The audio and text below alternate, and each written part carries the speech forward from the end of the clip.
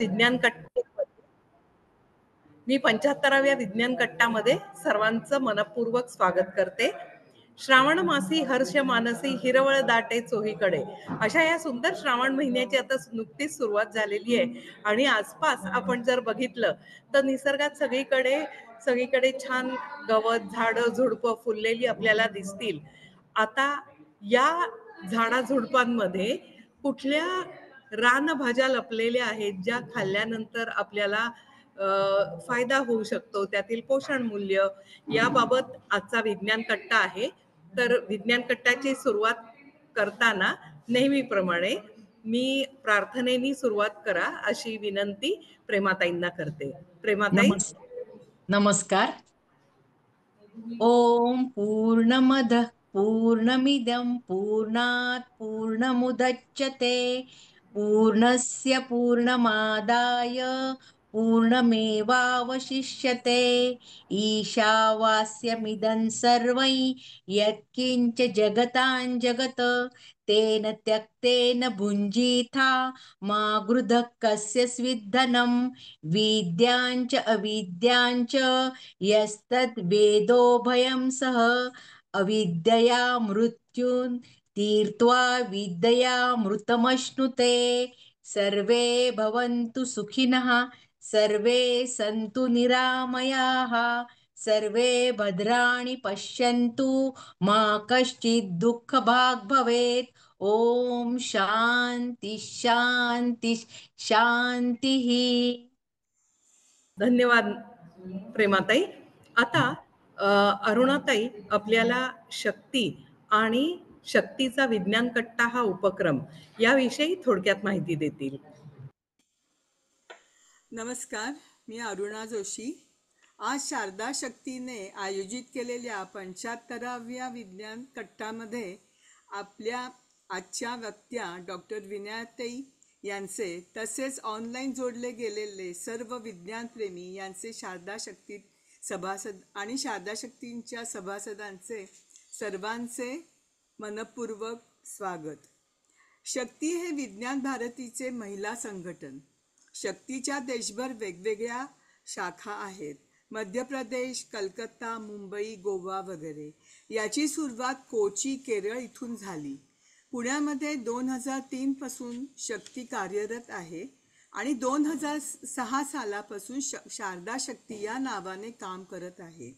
महिलांचे सबलीकरण, त्यांचे व लहान मुलांचे आरोग्य, पर्यावरण तसेच विज्ञान घरोघरी पोचवणे ही शक्तीची मुख्य उद्दिष्टे आहेत. इथे वेगवेगळ्या क्षेत्रातील तज्ज्ञ महिला जसे डॉक्टर्स, इंजिनियर्स, संशोधक, शिक्षिका, गृहिणी इत्यादी एकत्र येऊन काम करतात. या अनुषंगाने दरवर्षी महिलांना प्रोत्साहन म्हणून समाजातील वेगवेगळ्या क्षेत्रातील महिलांचे सत्कार करून त्यांना शक्ती प्रेरणा पुरस्कार देण्यात येतो. आय शक्ती पुरस्कार गरजू व गुणी विद्यार्थिनीला देण्यात येतो. महिलांचे आरोग्य स्वस्थ राहावे म्हणून आरोग्य कॅम्प्स, शिबिरे घेतली जातात. युवा शक्ती अभियान मुलींसाठी आपण घेतले जाते. मुलांसाठी वैज्ञानिक प्रयोग, हसत खेळत विज्ञान, अल्प बचत गटासाठी वेगवेगळे कार्यक्रम तसेच हल्ली एक नवीन सुरू केलेला वैज्ञानिक आपल्या भेटीला असे वेगवेगळे कार्यक्रम घेतले जातात. पर्यावरणपूरक गणपती उत्सव यासाठी शाडूच्या गणपतीच्या मूर्ती घडवण्याची कार्यशाळा शाळांमधून घेतल्या जातात. गणपतीच्या आरासाची सुद्धा कार्यशाळा घेतली जाते. यातील एक म्हणजे विज्ञान कट्टा. या कार्यक्रमात एखाद्या विषयाचे तज्ज्ञ आपले विचार मांडून विषयाची ओळख करून देतात आणि मग प्रश्न उत्तरातून विज्ञान कट्टा खुलत जातो. हा मंच सर्वांसाठी खुला आहे. इथे महिला, पुरुष, लहान मोठे सर्व यांचा लाभ घेऊ शकतात. अर्धनारी नटेश्वर या संकल्पनेला विश्वास ठेवून काम केल्यावर त्याचे अधिक चांगले परिणाम आपल्याला दिसतात. याला महत्त्व इथे दिले गेलेले. इथे महिलांचे सबलीकरण असले तरी कोणी लहान मोठं नाही. आता ह्या वेळचा विज्ञान कट्टा असा याचे महत्त्व असे आहे की हा 75वा आहे. आम्ही सुरू केला विज्ञान कट्टा कचरा नियोजनांपासून. नंतर 25वा आमच्यातल्याच खळदकर मॅडम यांनी स्वयं सॅटेलाईट केला, त्याच्यावरती आपण SP कॉलेजमध्ये घेतला. आणि 50वा विज्ञान कट्टा डॉक्टर जयंतराव सहस्रबुद्धे यांनी स्वतंत्रपूर्व काळातील विज्ञान ह्या विषयावर अतिशय सुंदर घेतला.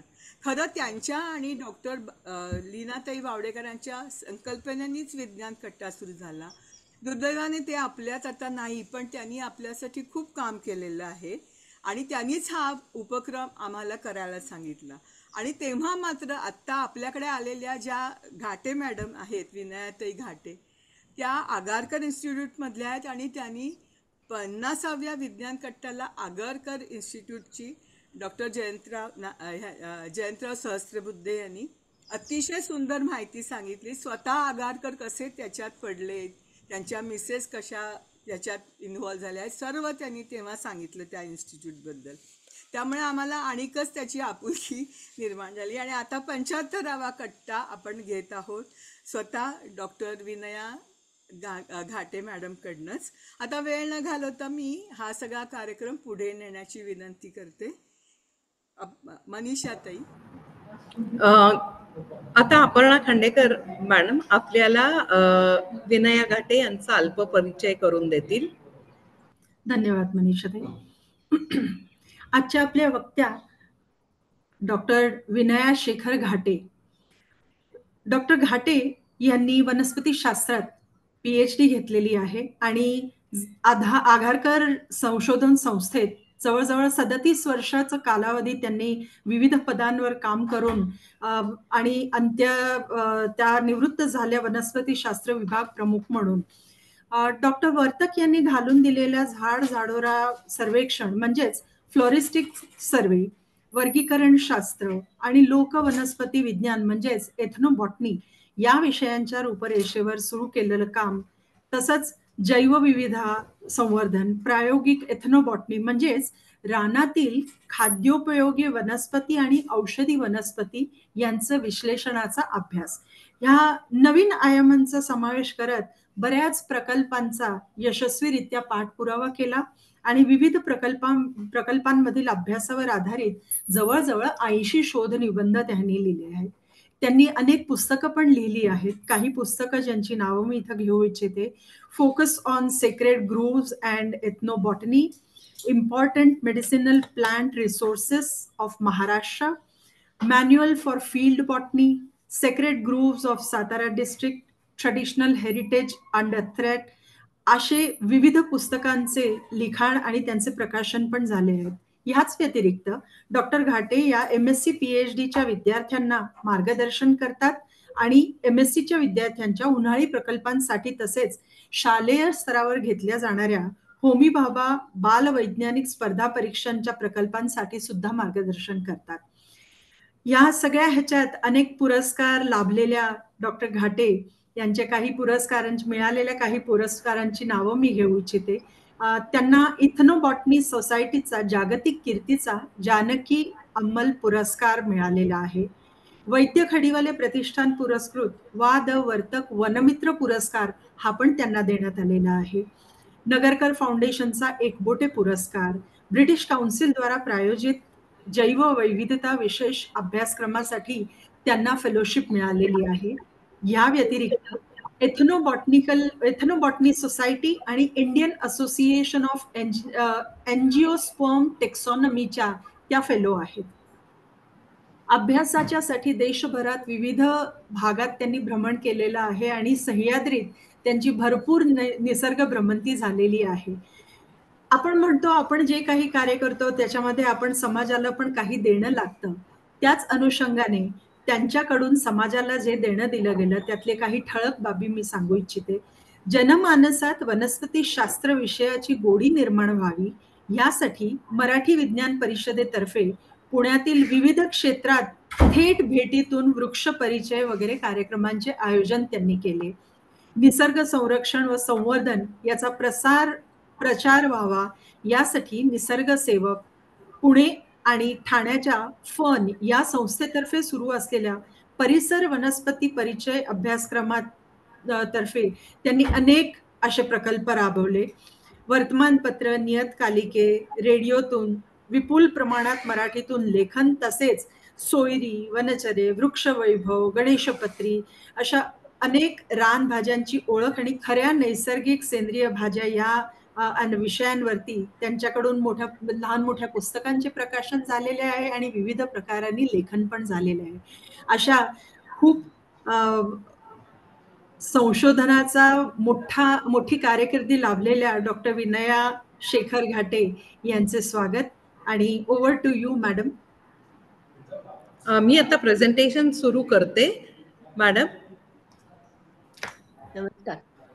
नमस्कार, ऐकू येतंय सगळ्यांना? हो येते. येते. तर सर्वप्रथम शारदा शक्तीच्या आयोजकांचे मनपूर्वक आभार मानते. मुख्यत्वे करून जोशी मॅडम आणि खळदकर मॅडम यांनी विशेष प्रयत्न केलेत आपल्या आजच्या कार्यक्रमाकरता. त्यासाठी त्यांचे आभार मानते आणि कार्यक्रमाला आपण सुरुवात करूया. माझ्या कार्यक्रमाचं टायटलच मुळी आहे रानभाज्या खऱ्या सेंद्रिय भाज्या. नेक्स्ट. दिसतोय दुसरा दिसतोय ना सगळ्यांना? नाही, हो, दिसतंय. प्रेझेंटेशन मोड. हा, आता आला. आलाय ना? हा, थोडा लॅग असेल कदाचित. हो, थोडा लॅग आहे आणि फुल स्क्रीन केलं तर पूर्ण दिसेल. फुल स्क्रीनच आहे ऍक्च्युली. बर, ठीक आहे. आहे का? हा, ठीक आहे. तर आपल्याला माहितीच आहे की आता सध्या पावसाळा आला की जशी पर्यटनाची गर्दी होते तसं आजकाल हे रानभाज्या, त्याची ओळख आणि याचे कार्यक्रमही भरपूर व्हायला लागलेले आहेत. त्याचाच एक धागा पकडून मी आज तुमच्याशी बोलणार आहे की रानभाज्या हे खरं आपलं जुनं वैभव आहे. म्हणजे जेव्हा भटक्या जमातीत आपण होतो तेव्हापासून आपण रानाशी संलग्न सगळं खाद्यपदार्थ आणि हे जोडलेले होतो. आणि जसं जसं प्रोग्रेस झाला, आपण शेती करायला लागलो, शेतीनंतर नवीन नवीन त्याच्यात सुधारणा झाल्या, तशा ह्या रानभाज्या पडल्या मागे. पण आता अशी परत परिस्थिती आलेली आहे की हे सगळं वैभव आपण विसरणार की काय असं वाटायला लागलं.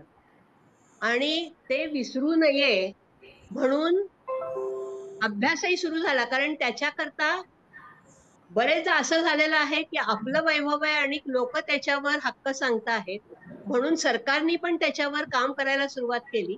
भारत सरकारने काम केलं, महाराष्ट्रात काम सुरू झालं आणि ते आता लोकांपर्यंत पोचवायचं कसं म्हणून रानभाज्या महोत्सवाचं काम आपल्याकडे सुरू झालं. रानभाज्या विसरू नयेत, त्या टिकून राहिल्या पाहिजेत, त्याच्यामध्ये जे काय आहे ते संरक्षित झालं पाहिजे. खरंच सगळा फ्लोरा संरक्षित झाला पाहिजे, पण ज्या उपयोगी आहेत, जीवनोपयोगी आहेत आणि आपण विसरून चाललेलं ज्ञान आपल्याला टिकवायचं असेल, ते वैभव आपल्याला टिकवायचं असेल, तर हे सगळं करणं गरजेचं आहे. म्हणून वेगवेगळ्या प्रकारांनी आपण काम करायला सुरुवात केली. आणि म्हणून लोकांपर्यंत पोचायचं कसं, काम तर सुरू झालं, पण ते लोकांपर्यंत पोचलं पाहिजे. लोकांना जाणीव जागृती केली पाहिजे की हे आपलं वैभव आहे आणि हे आपण टिकवलं पाहिजे. म्हणून रानभाजी महोत्सव असे कार्यक्रम घ्यायला आपण सुरुवात केली. आणि त्या दृष्टीनेच आपण हे रानभाज्यांचं काम सुरू केलं. हे काम महोत्सव वगैरे सुरू झाले, पण महोत्सवाच्या आधी सुद्धा हे काम पार 50 सालापासून चालू झालेलं आहे. आपल्याकडे जर विचार केला तर डॉक्टर वर्तक माझे जे गुरु आहेत त्यांना अभिवादन करतेच मी, कारण त्यांचा जन्मशताब्दी वर्ष चालू आहे, ते माझे गुरु आहेत, तर त्यांना अभिवादन करते. आणि ह्या कामाची म्हणजे इथनोबॉटनी, लोकवनस्पती विज्ञानाची मुहूर्तमेढ महाराष्ट्रात त्यांनी रोवली आणि त्याच्यातला पहिला प्रकल्प त्यांचा होता रानभाज्यांचा. त्यांनी महाराष्ट्रातनं रानभाज्यांचं काम 56 साली केलं आणि तेव्हा 56 साली केलेलं काम नंतर ते पुढे निघून पार महाराष्ट्र आणि गोव्यातलं काम पसरलं. आणि आज खूप साऱ्या वनस्पती नुसतं काम म्हणजे नुसतं डॉक्युमेंटेशन नाही, तर त्याच्या पोषण मूल्य, त्याचं संवर्धन, संरक्षण ह्या प्रकारांनी पण काम महाराष्ट्रामध्ये जोरदार सुरू झालेलं आहे. त्यामुळे ती मुहूर्तमेढ जी हे केली, ते विज्ञान वर्धिनीमध्ये म्हणजे आघारकर रिसर्च इन्स्टिट्यूटमध्ये सरांनी दिलेल्या पाया हाताशी धरून आम्ही बरंच काम त्याच्यावर केलं. संस्थेत आजही रानभाज्यांवर, मेडिसिनल प्लांट्सवर काम चालू आहे आणि उत्तमरित्या चालू आहे. म्हणजे आमची इन्स्टिट्यूट ही अग्रगण्य इन्स्टिट्यूट मानली जाते, इतकं काम तिथे होतंय. आणि इतरही लोकांनी त्याची धागा धरून संबंध महाराष्ट्रभर हे काम झालं. मगाशी ओळख करून देताना सांगितलं तसं रानभाज्या आणि मेडिसिनल प्लांट्सचं आमची काही पुस्तकं पण पब्लिश झालेली आहेत. त्या विषयाच्या अभ्यासावर आधारित. आणि मग पुढचा हे जो काय होता, तर लोकांपर्यंत पोहोचलं पाहिजे. ऍक्च्युअली लोकांमधनं आपल्याकडे आलेलं आहे, पण आता परिस्थिती अशी झालेली आहे, की परत लोकांपर्यंत पोहोचणं गरजेचं आहे. कारण शहरामधलं हे वातावरणच वेगळं आहे. तिथे या रानभाज्या लोकांना माहिती असल्या तरी खायला मिळत नाही. पुष्कळ लोक अशी आहेत, की लहानपणी आम्ही खाल्लेलं आहे, आजीकडनं आम्ही खाल्लेलं आहे, असं म्हणणारी आजही लोक आहेत. पण आता त्या भाज्या शहरात बघायलाच मिळत नाही, कारण शहर वाढलं आणि भाज्या कमी झाल्या. आणि खेड्याची परिस्थिती आहे तिथे मिळते, पण पिकतं तिथे विकत नाही, असं म्हणून ते तिथेही आता नवीन सगळा बदल पोचलेला आहे. त्यामुळे तिथे पण दुर्लक्ष होतंय. म्हणून पुन्हा ती जाणीव जागृत करण्याचं काम ह्या रानभाज्या महोत्सवातनं आपण करत आहोत. महत्वाचं काय आहे त्याच्यामध्ये, तर रानभाज्या काय आहेत, त्याची ओळख कशी आहे, हे सगळ्यात महत्वाचं आहे. झाडझाडोरा खूप दिसतो. मगाशी मॅडमनी सांगितलं श्रावण मासी हर्ष मानसी. सगळीकडे हिरवळ दिसतेय, खूप सारी झाडं आहेत. आता 1500 वनस्पतीतनं आपल्याला 400 वनस्पती औषधी किंवा खाद्योपयोगी शोधायच्या असतील, तर त्याची ओळख असणं गरजेचं आहे.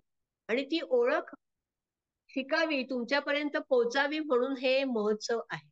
त्यामुळे पहिला तर उद्देश काय आहे, की रानभाज्यांची ओळख तुमच्यापर्यंत पोहोचली पाहिजे. म्हणून पहिला उद्देश ओळख. त्या वनस्पती ओळखायच्या कशा, हे तुमच्यापर्यंत पोहोचवायचंय. नुसती ओळख होऊन चालेल का? काही लोकांना ते पटकन कळेल, ते जाऊन आणतील सुद्धा भाज्या. पण त्याच्यात त्या कशा वापरायच्या हे खेड्यातनं लोकांकडनं समजून घेणं अत्यंत गरजेचं आहे. कारण आपल्या नेहमीच्या भाजीसारख्या चिरली आणि वापरली असं होत नाही. पुष्कळदा त्या भाज्यांमध्ये विषारी द्रव्य असतात. ती काढण्याची टेक्निक्स ही प्रथांमध्ये त्यांच्यामध्ये माहिती असतात. तर त्यांच्याकडनं हे नॉलेज घेतल्याशिवाय ह्या भाज्या आपल्याला वापरता येत नाही. परवाच मी पेपरला वाचलं, की रानभाज्यांच्या रेसिपीज आल्या होत्या. रेसिपीज करा, सगळं करा, पण ते ट्रॅडिशनल मेथडनी केलं पाहिजे, हे अत्यंत महत्वाचं आहे. कारण त्याच्यात टॉक्सिन्स असतात, ते कशी काढायची हे पारंपरिक ज्ञान हे लोकांकडे आहे. आणि ते आपण लिहून ठेवून जतन करून मग त्याच्यावर प्रक्रिया करून आपण ह्या भाज्या वापरल्या पाहिजेत. त्यामुळे दुसरा उद्देश त्यांच्या ट्रॅडिशन समजून घेणं हा अत्यंत महत्वाचा मुद्दा आहे. ओळख झाली, नंतर हे झालं. महाराष्ट्रात काय झालं तेही सांगितलं. आता काय झालंय, ओळख झालेली आहे. खरं सांगायचं तर ह्या भाज्या ना बऱ्याच ठिकाणी आता मिळायलाही लागलेल्या आहेत. खरं पारंपरिक मिळतात पण आहेत, की खेड्यामध्ये असं नाही, की छोट्या छोट्या गावांमध्ये कोकण किनारपट्टी जर तुम्ही बघितली, तर ह्या सगळ्या भाज्या आपल्या किनारपट्टीच्या गावांमध्ये ठाणे, पेण पनवेल, रत्नागिरीपर्यंत, वेंगुर्ल्यापर्यंत ह्या सगळ्या भाज्या बाजारात सुद्धा येतात. विचार केला तर पुण्याच्या बाजारात सुद्धा काही भाज्या येतात बरं का, पण त्याची ओळख आपल्याला माहिती नसल्यामुळे सगळ्या भाज्या आपण खात नाही. शहरातल्या लोकांची मनपसंत भाज्या कुठल्या, पालेभाज्या जरी धरल्या तर पालक आणि मेथी.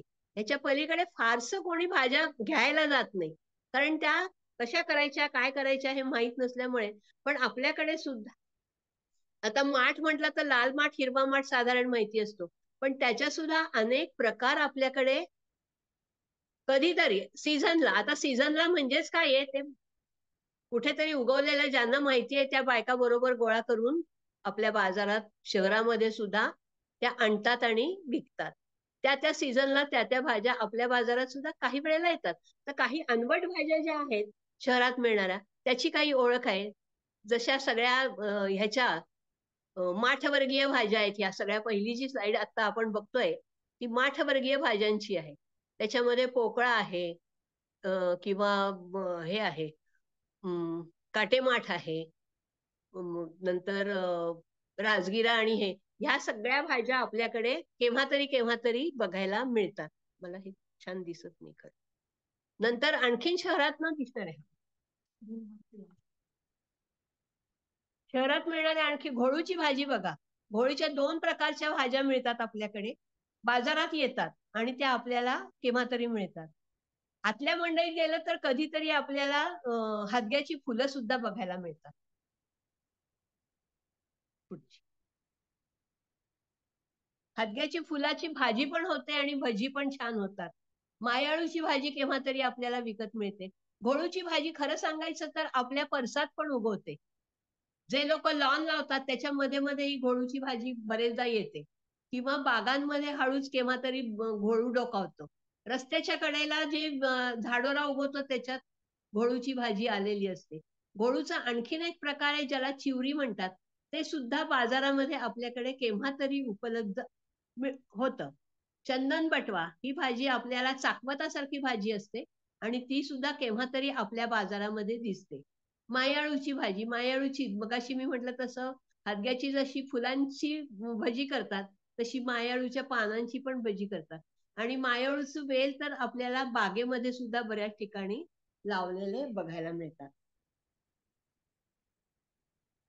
आता गावाकडे जर मी म्हटलं तसं रत्नागिरी, ठाणे, वसई, पेण, पनवेल सगळीकडे आपल्याला ह्या बऱ्यापैकी रानभाज्या विकत मिळतात. पुष्कळ जवळजवळ 20-25 भाज्या तर आम्ही बघितलेल्या आहेत. म्हणजे बाजाराचा जेव्हा सर्व्हे केला त्याच्यामध्ये आम्हाला 20-25 प्रकारच्या भाज्या, पण फक्त एकाच वेळी सगळ्या भाज्या येतात असं नाही. तो सीझन पण आपल्याला लागतो. भाज्यांचा तो सीझन आपल्याला आवश्यक आहे. अगदी पावसाळा सुरू झाला म्हणजे पहिले 2-3 शावरच झाले की शेवळाचे कोंब बाजारात येतात. शेवळं म्हणजे आपलं सुरण असतं ना त्याच्या वर्गीय एक भाजी आहे. ते कोळे कोळे कोंबच खातात. कोळ्या कोंबांचीच भाजी होते. जून झाला की ते खाता येत नाही, त्याला खाज येते. पुड्याच्या शेंगा मिळतात. पुड्याच्या फुलाची पण भाजी होते. ती उन्हाळ्याच्या शेवटी मिळते आणि नंतर पावसाळ्याच्या सुरुवातीला पुड्याच्या शेंगांची भाजी बाजारात येते. कौला नावाची एक वनस्पती आहे ज्याची भाजी बाजारात येते. काही भाज्या ह्या देठी म्हणून खाल्ल्या जातात ज्याच्यामध्ये दिंडा नावाची वनस्पती आहे. ही सगळ्या भाज्या पावसाळ्याच्या अगदी सुरुवातीला येतात बाजारात. कर्टोल आता बाजारात आणि लागवडी खाली सुद्धा आलेला आहे. कर्टोलची भाजी आपल्याला माहिती आहे आणि तीही आपल्याला गावाकडेही मिळते आणि ती रानातही मिळते आणि आता लागवडी खाली पण आहे. अशा ह्या रानाकडच्या भाज्या पण आपल्याला बघायला मिळतात. जर आपण गावाकडचा बाजार ह्या सीझन मध्ये धुंडाळला तर ह्या सगळ्या भाज्या आपल्याला बघायलाही मिळतात आणि त्या गोळा करून आणणाऱ्या ज्या आदिवासी बायका आहेत ना त्यांना त्याच्या रेसिपीज मी जसं मगाशी म्हंटल कशी करायची हे त्यांना विचारलं तरी सुद्धा आपण ही भाजी छानपैकी खाऊ शकतो. त्या बायकांना बरोबर माहिती असतं कसं करायचं काय करायचं. पेण पनवेलच्या बाजारात वगैरे गेलं तर आपल्याला ह्या भाज्या नक्की बघायला मिळतात पावसाळ्याच्या सुरुवातीला. काही भाज्या गणपतीच्या सुमाराला येतात, मग त्या तेव्हा खायला लागतात. आता गणपतीच्या सुमाराला येणाऱ्या भाज्या ज्या आहेत ना तर आपल्याकडे पूर्वी सणावारात पण भाज्या होत्या. तर साधारणपणे ऋषीपंचमीच्या सुमाराला परत रानभाज्या वेगळ्या प्रकारच्या आपल्याला बाजारात बघायला मिळतात. म्हणजे गणेश चतुर्थीच्या दिवशी संध्याकाळी तुम्ही हे बाजारात गेलात तर अगदी पुण्याच्या मंडईच्या कॉर्नरला सुद्धा या सगळ्या बायका भाज्या विकायला बसलेल्या असतात. त्यामुळे ह्या सणावाराच्या भाज्यांमध्ये ह्या भाज्या पर्टिक्युलरली दिवसांमध्ये सणावाराच्या बऱ्याच भाज्या परत बाजारात आपल्याला बघायला मिळतात. नेक्स्ट. आता ह्या रानभाज्या विसरू नये म्हणून बहुतेक सणांमध्ये त्यांनी त्याचं हे केलेलं रूपांतर केलेलं स्लाइड दिसतंय. शो करा. अलीकडे जा मॅडम. थोडं आधी जा. तर आषाढी एकादशी होऊन गेली. आषाढी एकादशीच्या दुसऱ्या दिवशी द्वादशीला वाघाटी नावाची फळं मिळतात आणि ती भाजी उपास सोडायला लागतेच लागते असं खूप लोकांचं म्हणणं आहे. म्हणजे वारकरी सगळे जातात ना ते वाघाटीची भाजी खाऊनच उपास सोडतात. त्यामुळे पहिला आषाढी एकादशीपासून जर सुरुवात केली आपण चातुर्मासात, तर पहिल्यांदा आपल्याला वाघाटी किंवा गोमेटीच्या फळांची भाजी तेव्हा बघायला मिळते. काही ठिकाणी बाजारातही येते किंवा रानातनं आणलेली खेड्यातले लोक ती भाजी आवर्जून खातात. श्रावण सोमवारी कौला नावाची जी वनस्पती आहे, पुढे मी दाखवणार आहे ती, त्या पानांची भाजी केली जाते. श्रावण शुक्रवारी जिवतीच्या फुलांची भाजी केली जाते. श्रावण शनिवारी राजगिरा, कुरडू, कुळी, टाकळा, अंमली या 5 प्रकारच्या भाज्या एकत्र करून पंचभेळ भाजी केली जाते. खास ह्या श्रावणातल्या भाज्या आहेत बघा. आता सुरूच आहे श्रावण. गावाकडे थोडंसं आपण पुण्याच्या बाहेर गेलं तर ह्या भाज्या आपल्याला बघायला मिळतात. नंतर ऋषी पंचमीला बऱ्याच भाज्या, म्हणजे बघा आपल्या पुराणांमध्ये किंवा कथांमध्ये जे लिहिलेलं आहे, तर मिक्स व्हेजिटेबल तेव्हाच आलेलं आहे. ऋषींच्या ह्याच्यामध्ये देठी, देवभात, भारंगी, चाव्याचा बार, शेंडवेल, चिचारडी, मेकी, पात्री अशा 11-12 भाज्या एकत्र करून ती मिसळ भाजी केली जाते. नंतर गौरी येतात त्या दिवशी केनी कुरडूची भाजी, बैलपोळ्याला चवळीच्या पानाचं बेसन घालून मुठ्ठे करणे किंवा वसुवारसेला गोवर्धन पूजा. म्हणजे बघा श्रावणातल्या काय संबंध चातुर्मासातल्या सगळ्या भाज्या ह्याच्यात आलेल्या आहेत. जवळजवळ 20-25 भाज्यांची यादी अशी निघते की आपल्या सणावारांमध्ये सांगितल्या आहेत. मग त्या निमित्ताने तरी आपण शोधून त्या भाज्या खाऊ की काय असं वाटलं असावं कदाचित, किंवा त्या निमित्ताने त्या भाज्या येतील, टिकतील, आपण वापरू शकू, अशा प्रकारचं हे सणावारांच्या भाज्यांचं महत्व आहे. नेक्स्ट. आता ह्या मी ऋषी पंचमीच्या भाज्या तुम्हाला मी म्हटलं तसं, म्हणजे माझ्या लहानपणी म्हणजे साधारणपणे 60च्या दशकात म्हणूया आपण, देवभात मिळत असे लाल तांदूळाचा भात त्यावेळेला करत असत. आमची आई वगैरे सगळे हे ऋषीचं व्रत करत असत. तर त्यावेळेला ह्या सगळ्या भाज्या मंडईतनं आणायच्या, तेव्हा देवभात म्हणून मिळायचं बाजारात. आता देवभात दिसत नाही, कारण मुळातच जंगलातच ते देवभात कमी झालेलं आहे. आता ते देवभात येतं कुठे, तर पाणथळ जागी देवभात येतं. म्हणजे जिथे जिथे तुम्हाला, किंवा पावसाळ्यात जिथे छोटी छोटी डबकी साठतात त्याच्यामध्ये सड्यांवर, म्हणजे आपण कोकणात गेलो तर कोकणातल्या सड्यांवर हे देवभात आपल्याला बघायला मिळतं. आता ते टिकत का नाही, तर त्याचं साळी जी असते ती पटकन पडून जाते, म्हणून गोळा करणं हे ट्रिकी आहे. म्हणून ते देवभात नंतर आपल्या तांदळात टिकलेलं नाही असं त्याचं महत्व आहे. आता हे सगळ्या बाकीच्या भाज्या आहेत. शेंडवेल्याचा मोहोर, म्हणजे तोपर्यंत वेल मोठा होऊन त्याला मोहोर आलेला असतो आणि त्याची भाजी पण या ऋषी पंचमीच्या वेळेला खाल्ली जाते. आता बदललंय काय, तर ऋषीच्या भाज्यांमध्ये देवभाताच्या ऐवजी वरई आली. अहलकृष्ट असं आपण म्हणतो, म्हणजे बैलाच्या नांगरानी केलेली भाजी खायची नाही, किंवा तांदूळ खायचे नाहीत, गहू खायचे नाहीत, काय असेल ते शेतीतलं. आणि म्हणून हे सगळं रानभाज्यांचं निघालेलं. आणि अजूनही खेडेगावामध्ये हे अगदी प्रेमाने पाळलं जातं. त्या दिवशी भाज्या ह्या आवर्जून आणून जंगलातनं केल्या जातात. आत्ता जे आपण हे करतोय महोत्सव, तर ह्या सगळ्या बायका साधारण ह्याच सुमाराला जर हे झाला, म्हणजे मध्ये एकदा मी ह्या कार्यक्रमाला गेले होते महोत्सवाच्या, त्या बायकांनी त्या दिवशी नेमकी ऋषी पंचमी होती, तर सगळ्या ऋषीच्या भाज्या आणून त्याची भाजी करून, कोणी मिक्स केली होती, कोणी स्वतंत्र स्वतंत्र भाजी केली होती. आणि ती भाजी, बरं हे असल्यामुळे ऋषी पंचमी असल्यामुळे वरईची भाकरी करून आणली होती त्यांनी.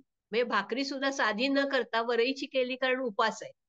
असं ते सगळं उपासाचं तंत्र पण, म्हणजे त्यांनी सणही साजरा केला आणि उत्सवही साजरा केला रानभाज्यांचा. नेक्स्ट. या काही पालेभाज्या आहेत ऋषी पंचमीच्या. त्याच्यामध्ये आता बदल जे झाले ते आंबाडी, भोपळा, भेंडी याची पानं सुद्धा ह्याच्यामध्ये आली. पाथरीची भाजी वगैरे ह्या रानभाज्या. आणि ही काही आपली नवीन हे आळू, आपलं आळू आहे किंवा दुसरं पण रान आळू मिळतं, त्याला तेरा असं म्हणतात. ती पण भाजी त्याच्यामध्ये येते. नेक्स्ट पुढची दाखवा. पुढे जा जरा.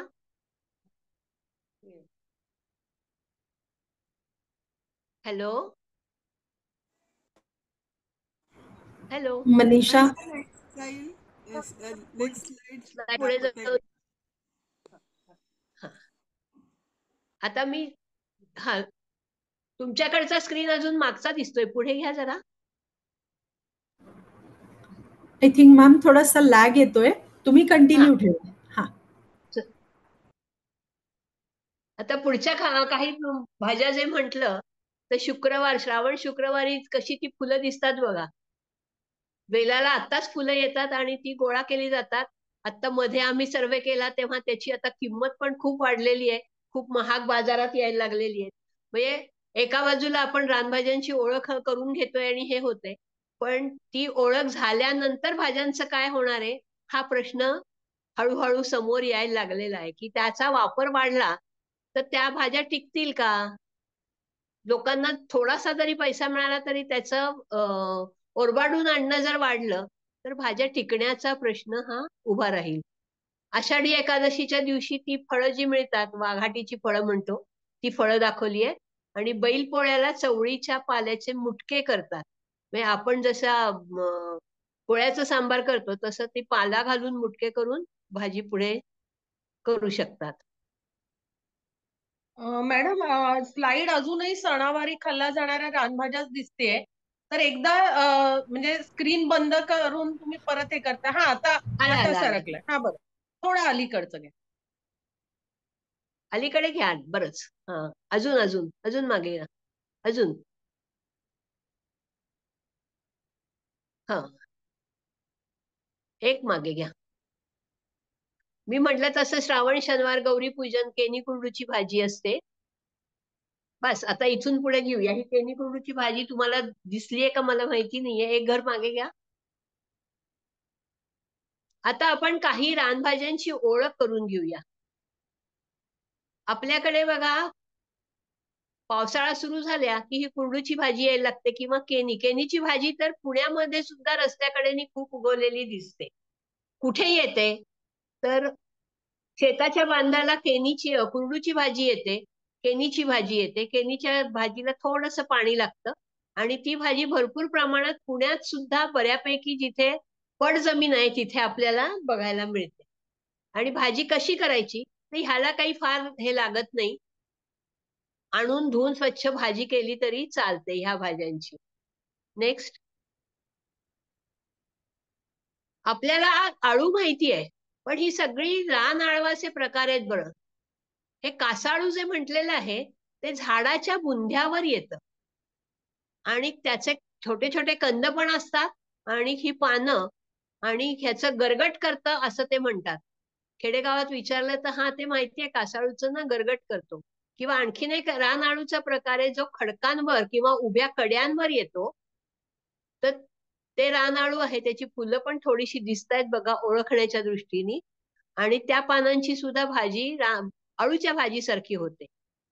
किंवा तिसरं गरगट म्हणून जे मिळतं ते रस्त्याच्या कडेने वाढतं, पण जरा पाणथळ जागी रस्त्याच्या कडेने वाढणारं हे आळू असतं.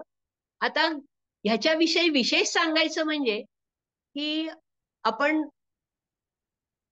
शहरात जेव्हा ह्याच्या सगळ्याची भाजी करतो किंवा वड्या करतो तेव्हा त्याला आंबट घातल्याशिवाय करत नाही, कारण खाजतं असं म्हणतो.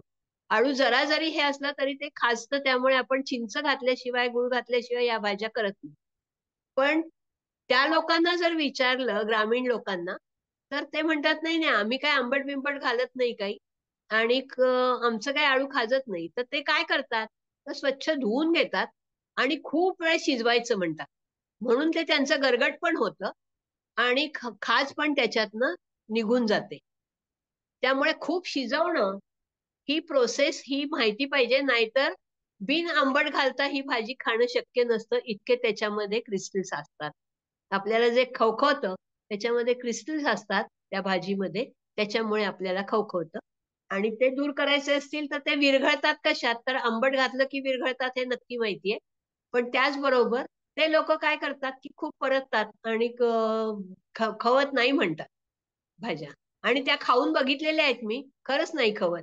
म्हणजे त्यांचे रानभाजी महोत्सवाच्या वेळी आम्ही जेव्हा जातो, तेव्हा हे सगळं विचारतो त्यांना.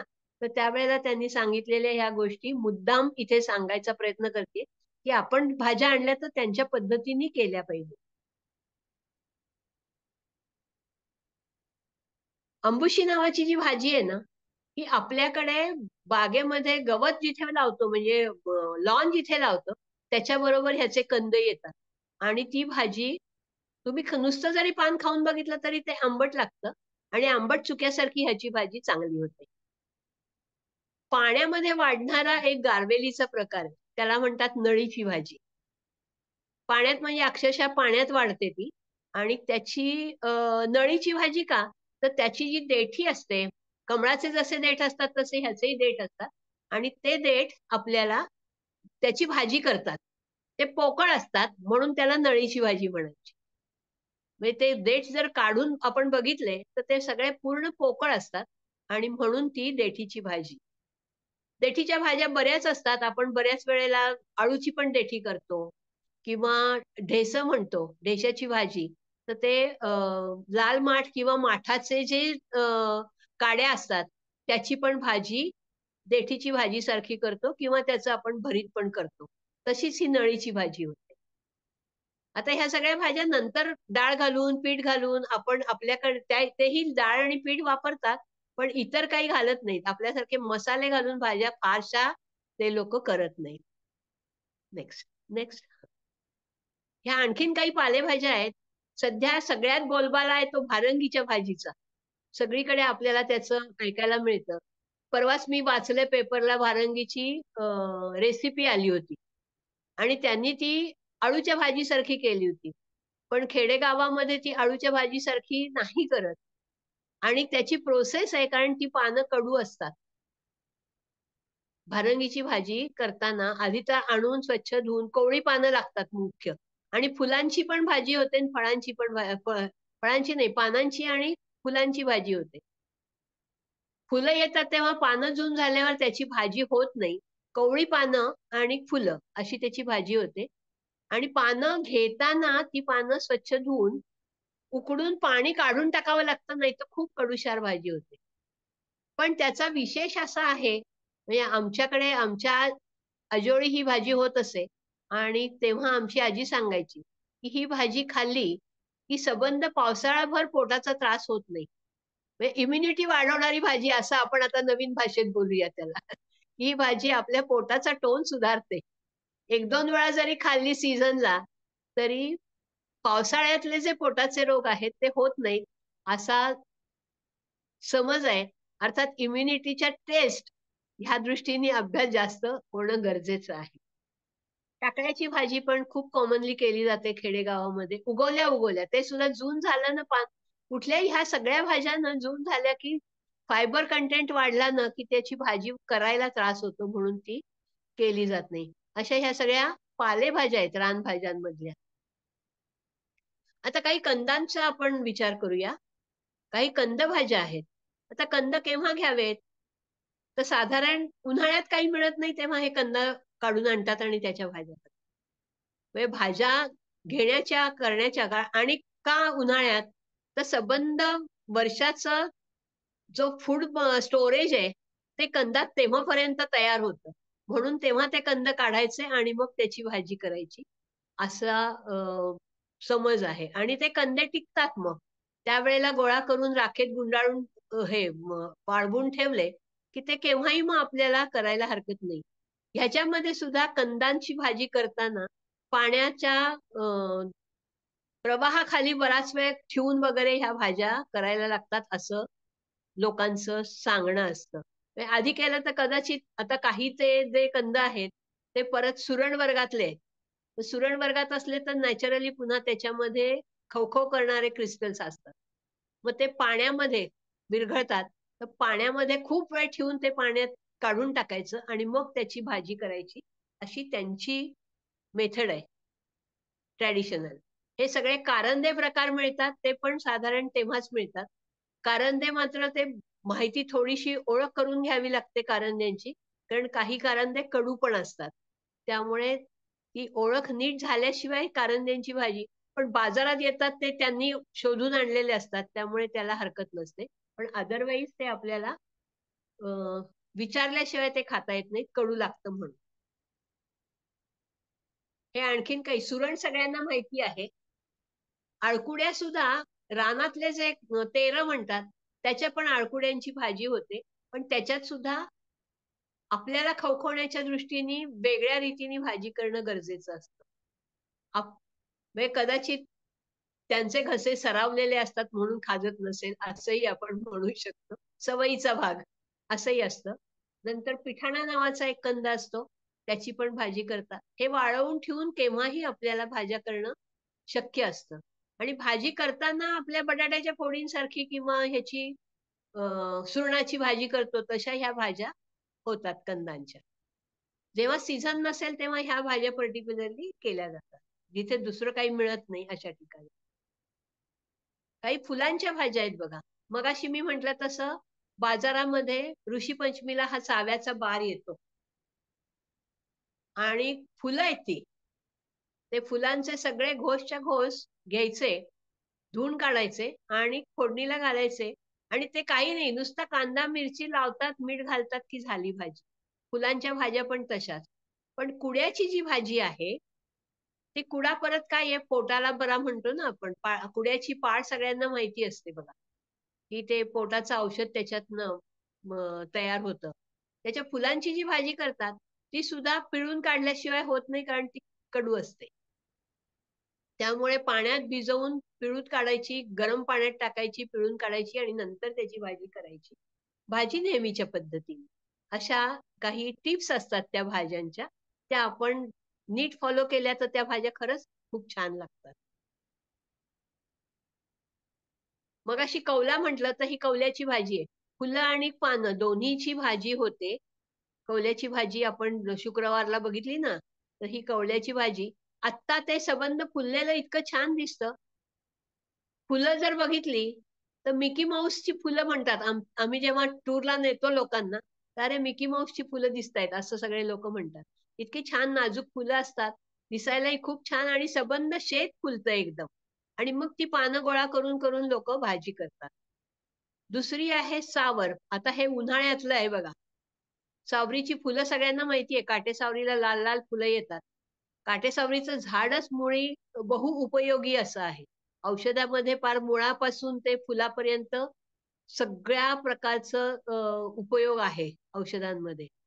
पण फुलांची भाजी ही फुलं वाळवून पण करतात, पण कच्ची भाजी म्हणजे फुलं जेव्हा असतात किंवा दोड्यांची भाजी म्हणजे त्याची फळं, कच्ची फळं, त्याची पण भाजी. आणि मग ते दोडे वाळवून ठेवतात आणि नंतर पण भिजवून परत त्याची भाजी केली जाते. म्हणजे फळांच्या भाजीमध्ये पण सावर आहे, फुलांच्या भाजीमध्ये पण सावर आहे.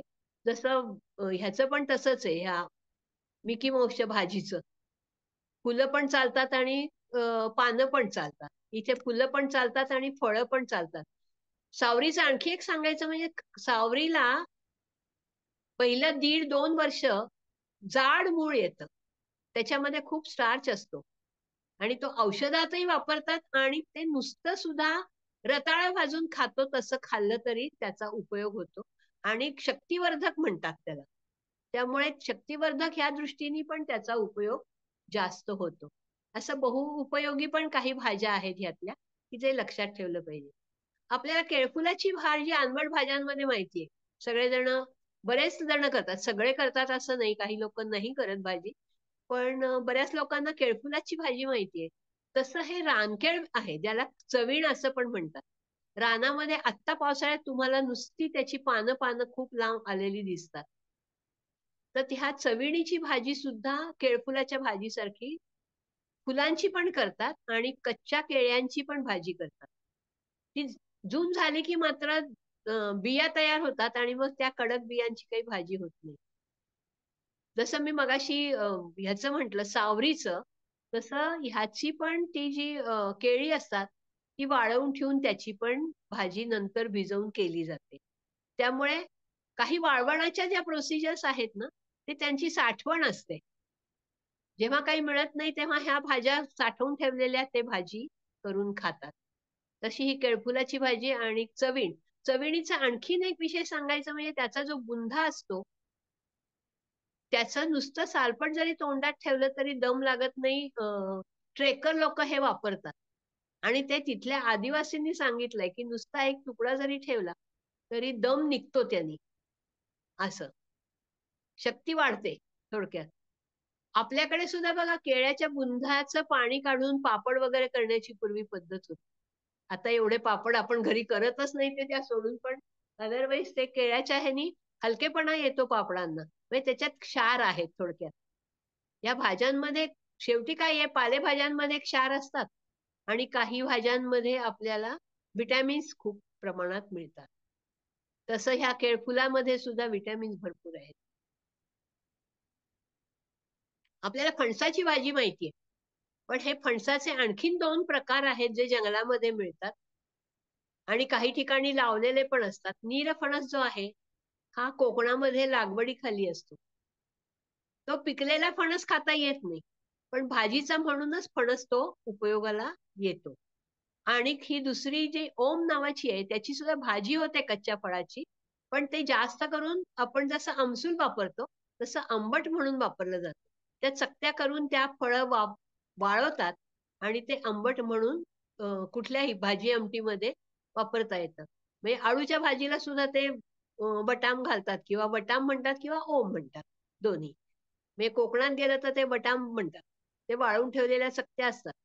ते घालून आंबटपणा आणू शकतात. तर अशी ही आंबट करण्याकरताची भाजी आहे. पण नुसती कोवळ्या फळांची त्याची भाजी पण होते आणि निरफणसाची भाजी तर छानच लागते. आता एक आळू आपण पानं आळूची माहिती आहेत आपल्याला. आपण आळूच्या पानाची भाजी पण करतो. पण आळू नावाचं एक फळ आहे, त्याचं मोठं झाड असतं.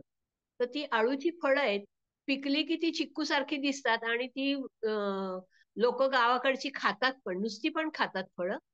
पण भाजी, आपण रानभाज्या म्हणतोय, तर ही जी फळं आहेत, ती खारवून ठेवून वाळवतात आणि नंतर त्याची भाजी करतात. म्हणजे ती कच्ची फळं कापायची, त्याला जरा मीठ लावायचं, वाळवायची आणि नंतर हवी तेव्हा त्याची भाजी करून खायची. असं हे आळूचं फळ आहे. आळू म्हणतात त्याला. आणि आपल्याकडे जंगलांमध्ये सगळ्या प्रकारच्या जंगलांमध्ये ते उपलब्ध आहे. नंतर करटोली सगळ्यांना माहिती आहे. आता करटोलीची भाजीचं सांगायला नको. जंगलातही हे वेल मिळतात आणि आता लागवडीखाली पण करटोल आलेलं आहे. कारल्याची भाजी तशीच ही करटोलची भाजी. कारल्याची भाजी जेवढी कडू असते तेवढं हे नसतं. त्यामुळे ह्याला हल्ली डिमांड जास्त वाढलेला आहे.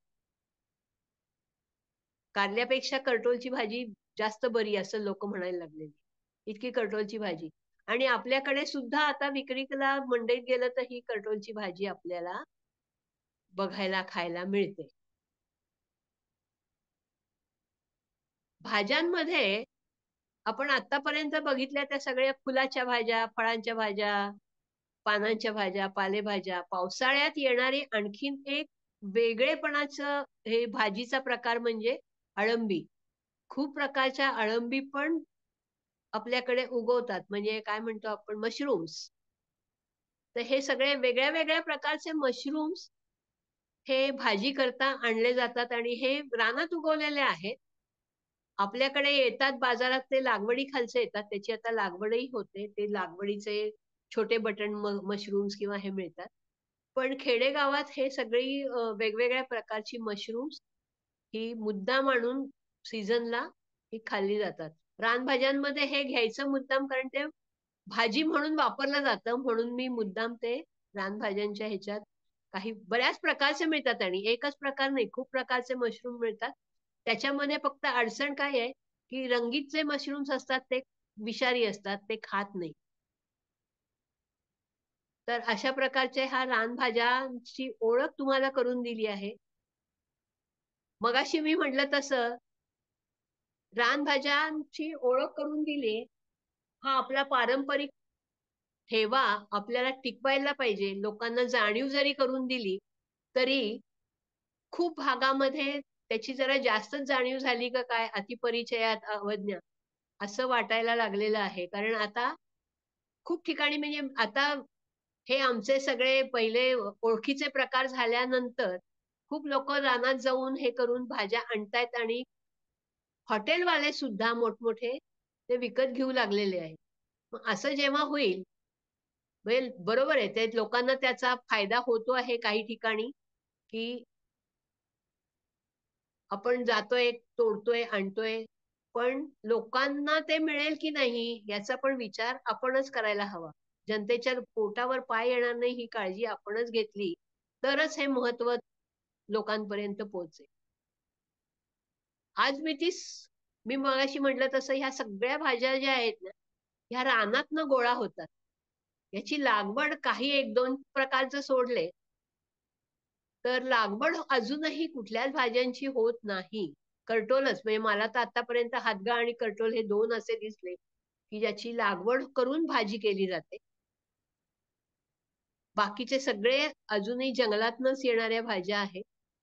तर त्याचा संवर्धन, सांभाळ करणं हे आपलं काम आहे. आणि ते आपणच करावं लागेल कारण खेड्यात आपण सांगायला गेलं ना, की "अरे, त्याचा आपल्याला सांभाळ केला पाहिजे." "नाही, आमच्या गावाला लई आहे" म्हणतात. म्हणजे त्यांना त्याचं किंमत नाहीये. अजून कळत नाहीये. त्याची किंमत आता हळू त्यांना कळायला लागली आहे कारण त्याच्यातनं थोडासा पैसा त्यांना मिळतोय ह्या उत्सवांमुळे, महोत्सवांमुळे. पण हे जर मोठ्या प्रमाणात व्हायला लागलं, तर ह्या भाज्यांवर रानातल्या गदा येईल आणि आपलेच रिसोर्सेस आपणच नष्ट करतोय की काय असं वाटायला लागेल. मग त्याच्याकरता काय करावं लागेल? तर कृषी संस्कार होणं गरजेचं आहे त्या भाज्यांवर. म्हणजे शेती कशी होईल त्याची याचा अभ्यास होणं गरजेचं आहे. आतापर्यंत त्याचा अभ्यास कोणी केलेलाच नाही. बी केव्हा येतं, बी उगवण कशी करायची, ते लागवडीखाली येईल का? हा सगळा अभ्यास जर झाला, तर खरंच आपल्यापर्यंत त्या भाज्या शहरातल्या लोकांना सुद्धा व्यवस्थितरित्या आणि मग त्यांच्या ज्या ट्रॅडिशन मधल्या भाज्या आहेत, त्यातली काही कंटेंट जे विषारी आहेत किंवा हे आहेत आपण म्हणतोय, ते कमी करण्याच्या दृष्टीने कृषी संस्कार झाले, तर त्याचा फायदा जास्त होईल आणि त्या भाज्या जास्त प्रमाणात आपण खाऊ शकू कारण त्या पौष्टिक आहेत. आणि परत सेंद्रिय आहेत. अर्थात कृषी संस्कार झाले, की पुन्हा ते ऑर्गॅनिक का हे ह्याचा प्रश्न उभा राहील. पण शक्यतो ऑर्गॅनिकच्या बाजूनी विचार करून ह्या भाज्यांचं संवर्धन करणं हे अत्यंत गरजेचं आहे. पुन्हा एकदा तुम्हा सगळ्यांचे आभार मानते, जे कोणी ऐकायला आलेले आहेत. शारदा ह्याचे मंडळाचे पण आभार मानते आणि मी इथे थांबते असे वाटतंय. बाकी वेळ असेल तर आपण प्रश्नोत्तरं घेऊ शकतो. प्रश्न धन्यवाद. कोणाला काही विचारायचे चॅटमध्ये जर टाकले असतील कोणी आतापर्यंत तर मी पटकन चेक करते.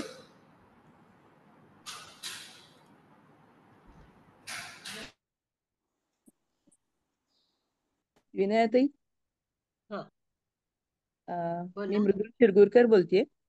हा मध्यंतरी मी एक आघाडा च्या भाजीचा उपयोग म्हणून हो, युट्यूबवर पाहिलं आघाड्याची होतं. पण भाजी करतात लोक. कोवळी कोवळी हा, असताना ती भाजी होऊ शकते आणि अच्छा. आघाड्याची जी फळं हा, तयार झालेली ते तर औषधामध्ये खूप मोठ्या प्रमाणात वापरलं जातं. पण बरं. भाजी होते आघाड्याची. पण आघाडा नक्की कसा म्हणजे आता आपल्या इथं जो मिळतो त्याला असं त्यांनी हे सांगितलं की लाल किंचित त्याच्या नोडपाशी रेडिश टिंज असते. तो आघाडा बरोबर. का तसं काही 2 2 आघाड्याच्या आता 2 स्पीसीज मिळतात आपल्याकडे. तुम्ही म्हणताय तसं लाल तिंज मला पण एक मिळतो. ती एक हा, वेगळी व्हरायटी आहे आघाड्याची. हा, आणि एक आघाडा आपल्याला ओळखायला खूण म्हणजे ते पानं मऊ असतात आणि मागच्या हो, बाजूनी सिल्व्हरी व्हाईट असतात. हो, बरोबर, येस, त्याच्यावरनं ते आपल्याला आघाडा ओळखू येतो. ओळखता आता येतो. कसं झालंय पुण्यामध्ये सुद्धा रस्त्याकडेनी खूप आघाडा मिळत होता. अजूनही काही ठिकाणी मिळतोय. हो, पण खूप कमी झालंय कारण रस्ता रुंदी, घरबांधणी ह्याच्यात सगळं बरोबर, बरोबर. आघाडा हा कमी होत चाललेला आहे. हा, पण बाजारात सुद्धा आपण जर बघितलं तर आघाड्याची पानं ओळखण्याची खूण म्हणजे ते अगदी मऊ असतं पान आणि मागच्या हो, बाजूने सिल्व्हरी बरोबर. असतं. म्हणजे दोन्ही प्रकारच्या आघाड्याची भाजी करता येते. हो, हो. भाजी करता येते. पण हा, दोन्ही आघाडे आणि त्या दुसऱ्या आघाड्याला सुद्धा लाल टीन जरी असली ना तरी मागे मऊपणा आहेच, लव आहे त्याला असतो. हो थोडीशी. हो हो. तशी ओळख सांगायला वेगळं लेक्चर घ्यावं लागेल. प्रत्येकाचे आपली आपली कॅरेक्टर्स असतात. त्यामुळे अजून ओळखायच्या कशा ह्याच्याकरता वेगळा आपल्याला एक सेशन करावं लागेल. अजून कोणाचे काही स्पेसिफिक प्रश्न आहेत का? नाही, छान झाला कार्यक्रम, सुंदर. हो, मला एक विचारायचं आहे. हा. हा. मी डॉक्टर अंजली कुलकर्णी बोलतेय. नमस्कार नमस्कार मॅडम. ऍक्च्युली मगाशी तुम्ही सांगितलेत ज्या विविध कंदभाज्यांचा उल्लेख केलात, तर बरोबर. त्याच्यामध्ये रिझर्व्ह फूड काय असतं? म्हणजे त्याचा कोणी अभ्यास केला? स्टार्च जास्त असतो. फक्त स्टार्च, स्टार्चीच आहे. काही युनिक नाही, त्याचे आणखी शुगर्स आहेत का, म्हणजे आयडेंटिफाईड? खरं आयडेंटिफाईड आहेत, पण आता ह्या घडीला मला सांगता नाही येणार. आहेत पण अच्छा अच्छा. त्याच्यावर ओके ओके. काम झालेलं आहे. हा. Okay okay okay. कारण की आजकाल त्या म्हणजे ज्याला आपण युनिक किंवा अननॅचरल शुगर्स असं म्हणतो, हो, त्याच्यावरती बरंच संशोधन चाललंय, म्हणून मी बरोबर. मुद्दामून हा आहेत विचारला. त्याचं काम झालेलं आहे. आणि अनालिटिकल अच्छा अच्छा. डायस्कोरिया सगळे जर शोधलेत हा तर हा तुम्हाला हा. त्याच्यात मिळेल. Okay okay okay okay. Karande जे आहेत ते बरेचसे डायस्कोरियाज आहेत, हा किंवा हा हा. पिठाण्याचा कंद. ह्याच्यात स्टार्चेस मधले शुगर्सचे प्रकार हे हम्म. वेगळ्या रीतीने आयडेंटिफाईड आहेत किंवा काम चालू आहे असं. Okay okay. चालेल. पण करंदेची अनालिटिकल आहे खीर पण खूप बऱ्यापैकी. छान लागते ना, हारकेच्या हो खिरीसारखी. हो हो, छान होते. कारण त्यांचे उपासाला खीस करतात मुद्दाम. अच्छा अच्छा अच्छा. रताळ्यासारखा. रताळ्यासारखा खीस छान होतो त्याचा, ओके. करंज्यांचा. खाल्लंय करंद ते असे उकडून नुसतं हा, ह्याच्यासारखं पण उकडून सुद्धा खातात. चालतात. हा, पण ते उकडून घेऊनच खीस करायला लागतो, कडक असतं जरा ते, हो, कडक असतं. त्यामुळे. हा. आता गोळूची भाजी मॅडम काय होतं, मी अगदी आनंदाने आणून केली आणि हा. खरंच ते डोक्यात सुद्धा घोळू लागलं. म्हणजे सगळं हा. लागली नसतं, पण ते सुद्धा तुम्ही ताकात घालून म्हणता करायची. topic आपण पालक किंवा ह्याची चाकवताची ताकातली करतो ना, तशी तशी. केली. त्याला थोडा चिकटपणा असतो, तो हो, ताक घातला की जातो. पण चवीला खूप छान लागते. खूप छान लागते, एकदम छान. आणि ते आपल्याकडे खरं ना, जरा रस्त्याच्या कडेने शोधलं तर घोळू हो आहे, मिळतो. खूप आहे, खूप. हो, बऱ्यापैकी मिळतो. तो निवडायचा नाही, तसाच घोळ घ्यायचा आणि हा, करायचं. तसाच धुवायचा आणि वापरायचा. म्हणजे मी आणून लावला तर माझ्या गच्चीभर सगळा गोळूच गोळू. खूप गोळूच. येतो नंतर, कारण एका फुलातनं खूप साऱ्या बिया बारीक बारीक बाहेर पडतात आणि त्या गोळा छान करणं शक्य नसतं. छान माहिती सांगितली मॅडम. चला, आजचा कार्यक्रम परत खूपच एकदा छान मॅडम झाला. धन्यवाद. घाटे मॅडमनी आपल्याला सगळ्यांना खूप छान मॅडम मला एक माहिती दिली. विचारायचं होतं. हा, याबद्दल बोला ना. सर्वांचे एक आभार. एक मिनिट, किशोर अ, धुमाळ काहीतरी विचारतायत. मुळशी एरियामध्ये भांबुर्ड्याची पानं हा, ते पोपटी म्हणून बनवली जाते, बरोबर, पण त्याचं बनवतात. इतकं प्रचलन वाढलेलं आहे आणि इतके धाबे झालेले आहेत की तो भांबुर्डी राहील का तिथे, हा प्रश्न पडायला लागलाय मला हो, वाटतं. आता मी शेवटच्या स्लाइड मध्ये तेच सांगितलं हा. की आता आणि म्हणजे आम्हाला असं वाटत होतं की लोकांना ओळख करून दिली, अवेअरनेस आला की लोक ते बघतील आणि जपतील. तर आता उलटं व्हायला लागलंय की ते जास्त प्रमाणात वापरलं गेलं तर टिकेल का, हा आमचा प्रश्न. म्हणजे शहाणपण द्यावं का नाही, अशा विचारात आम्ही आता पोचायला आलेलो आहे. कारण पौडपासनं तामिनी घाटामध्ये पूर्ण धाबे त्या भांबुर्ड्याच्या पोपटीचे आहेत. बरोबर, पोपटीची भाजी करतायत खरं. पोपटीची तेच भाजी आम्ही करतात आता तिथे. आता उलटा सर्वे सुरू केलाय की किती ठिकाणून भाजी येतेय बाजारात. म्हणजे सर्वेचं आमचं प्रमाण हे बदललं, डायमेन्शनच बदललं दुसरं सर्वेचं. एक मला असं वाटतं मॅडम, जी हा, भांबुर्ड्या मुळशी भागात येतो हा. तसा भांबुर्डा मी सांगली एरियामध्ये बघितला, पण त्याच्यामध्ये तेवढं काय म्हणता येईल रसदारपणा नव्हता तिथे.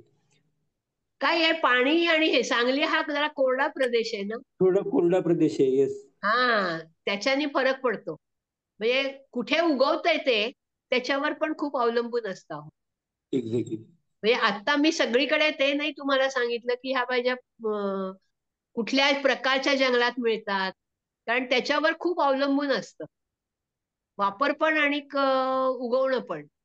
ते पण माहिती असली तर ते बरोबर त्या ठिकाणचं आणलं तर ते जास्त गोड लागतं.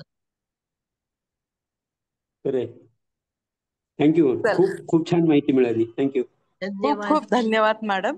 आपण या सभेची सांगता आता शांती मंत्राने करूया. मी प्रेमाताईंना विनंती करते की त्यांनी शांती मंत्राने या सभेची सांगता करावी. सर्वे भवन्तु सुखिनः, सर्वे सन्तु निरामयाः, सर्वे भद्राणि पश्यन्तु, मा कश्चित् दुःखभाग् भवेत्. ॐ शान्ति शान्ति शान्तिः. नमस्कार. नमस्कार. नमस्कार. अशा रीतीने हा प्रोग्राम छान पार पडलेला आहे. वक्त्या घाटे मॅडम